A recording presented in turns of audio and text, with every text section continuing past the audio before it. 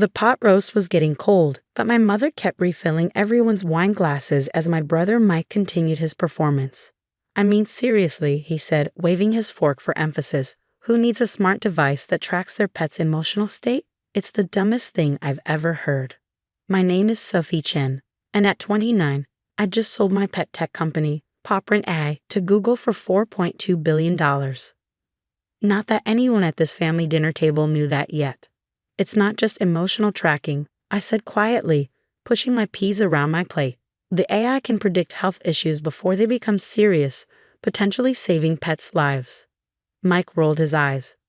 Right, because what the world really needs is more hypochondriac pet owners. Tell me, how many of these magical collars have you actually sold? I took a sip of water, thinking about the confidentiality agreement sitting in my laptop bag.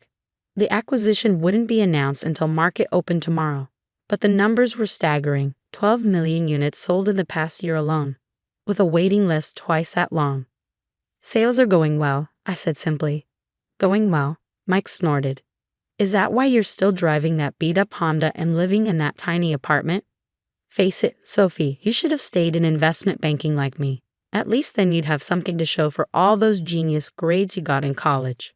My father cleared his throat uncomfortably. Mike, maybe we should. No, Dad, someone needs to give her a reality check. Mike interrupted. She quit a 6-figure job to play with circuit boards in her garage. It's embarrassing. The garage he was referring to was actually a state-of-the-art R&D facility where my team of 50 engineers had revolutionized veterinary care through artificial intelligence. But Mike had never bothered to visit, so he wouldn't know that.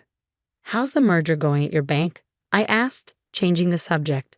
Mike had been bragging for months about a deal he was leading. His face darkened slightly. It's proceeding. There are some complications with the numbers, but we'll sort it out. What he didn't know was that I knew exactly why his merger was struggling. My company's AI technology had caught the attention of every major tech giant, and during the acquisition talks, I'd gotten an inside look at various industry dynamics.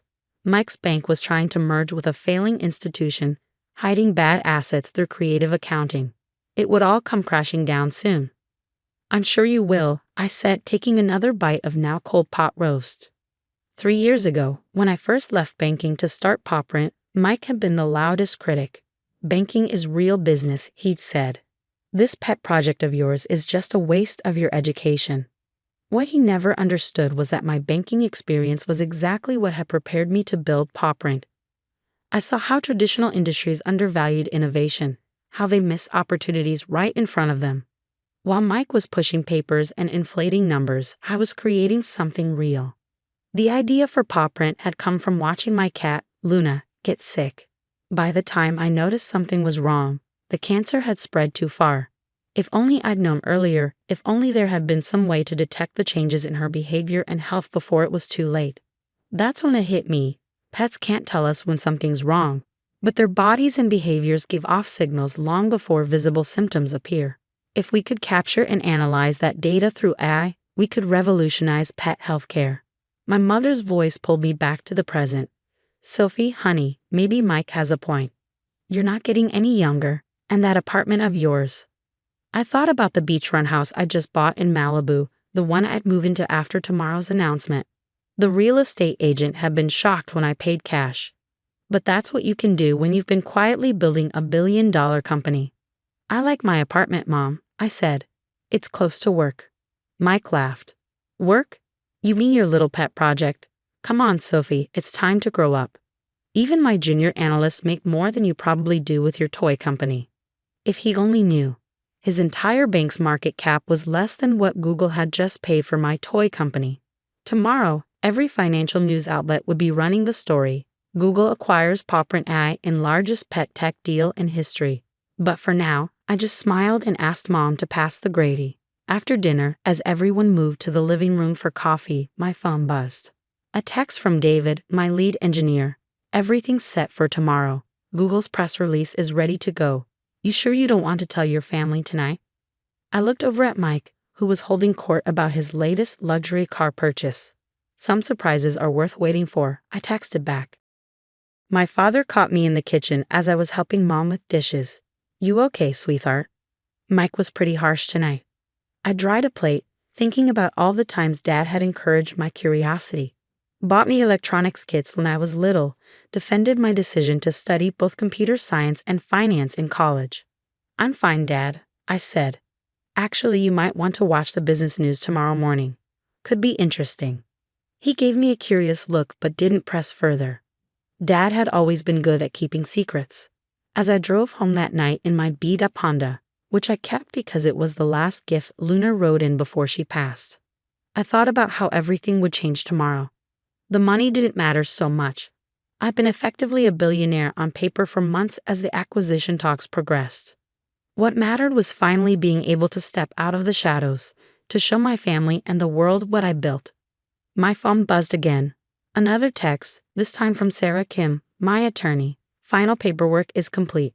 The merger Mike's working on just got flagged for regulatory review. Timing couldn't be better." I smiled, thinking about tomorrow's board meeting at Mike's bank.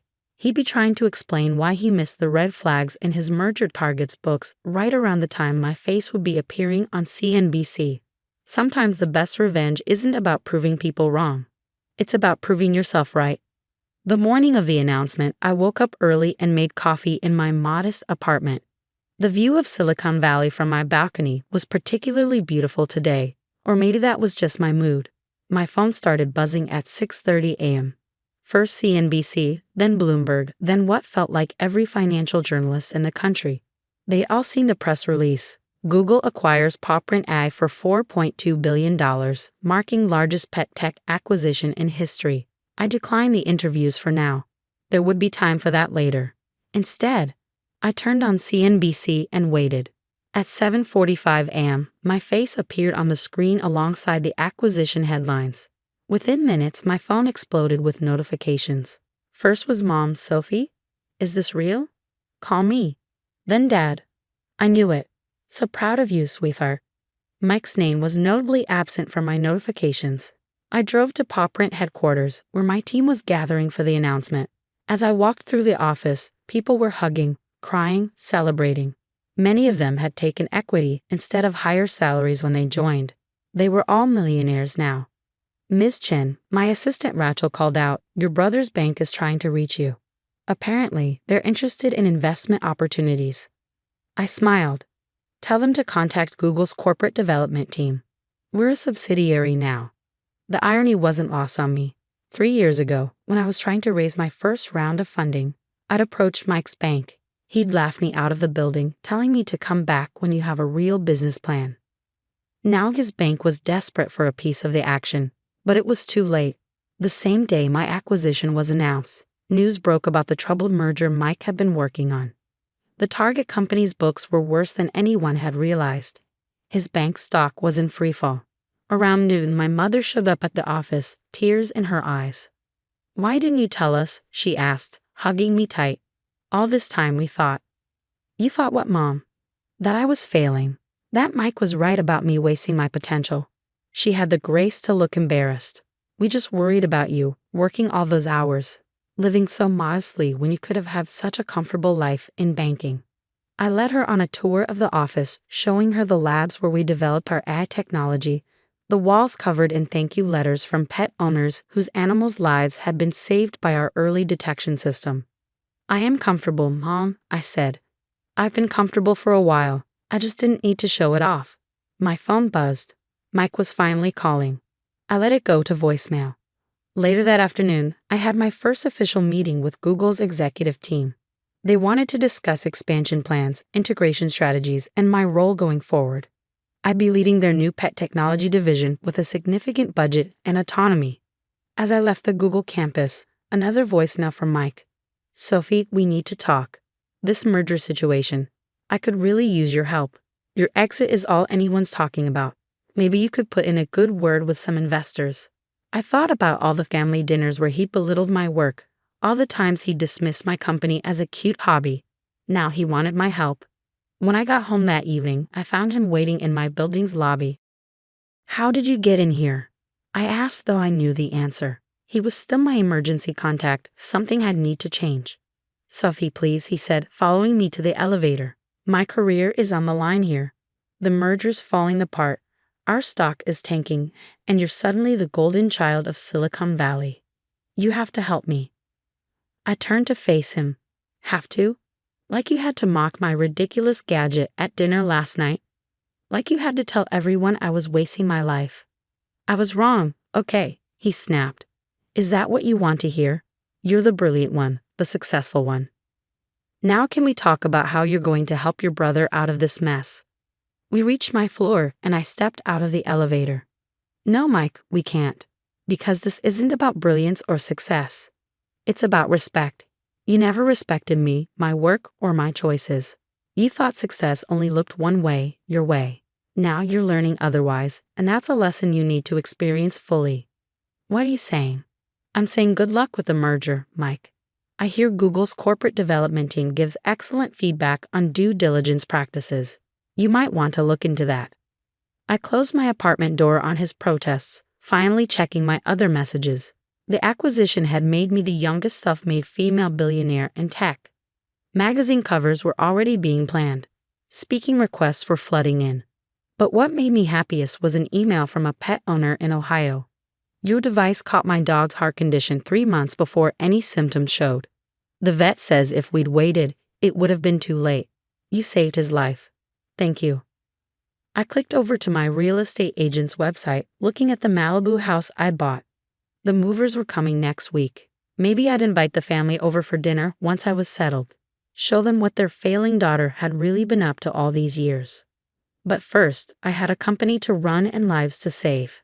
Success, I was learning, wasn't about proving others wrong. It was about staying true to your vision, even when nobody else could see it. 2 months after the Google acquisition, I sat in my new Malibu home, watching the sunset over the Pacific. The house was everything I dreamed of. Modern, spacious, with a dedicated room for Luna's old things and a wall of thank you letters from PopRent users.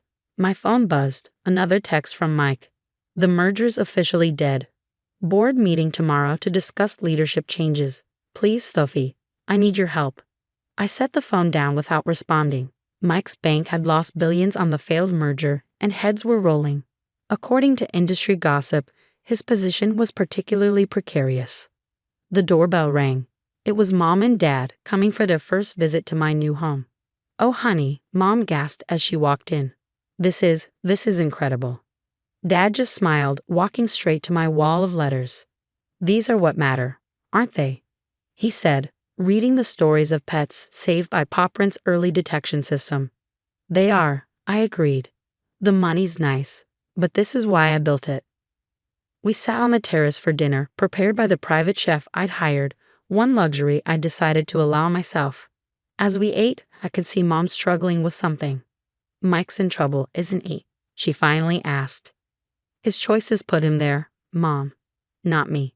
But you could help him. With your connections now." I set down my fork. "Mom, do you remember last Christmas? When Mike spent the entire dinner telling everyone how I was throwing my life away. How I'd never amount to anything in real business?" She nodded slowly. "The whole time he was saying that, I was in final negotiations with Google. I was already worth billions on paper. But instead of telling him that, I sat there and took his abuse. Do you know why?" "Why?" Dad asked quietly. "Because I wanted to see who he really was. Not who he pretended to be when he needed something, but who he was when he thought I had nothing to offer him." The next morning, I drove to Mike's bank for the board meeting. Not to help him, but because Google was considering acquiring some of the bank's technology assets in the wake of the failed merger. As the new head of special projects, I'd be leading the evaluation. Mike was waiting in the lobby, looking like he hadn't slept in days.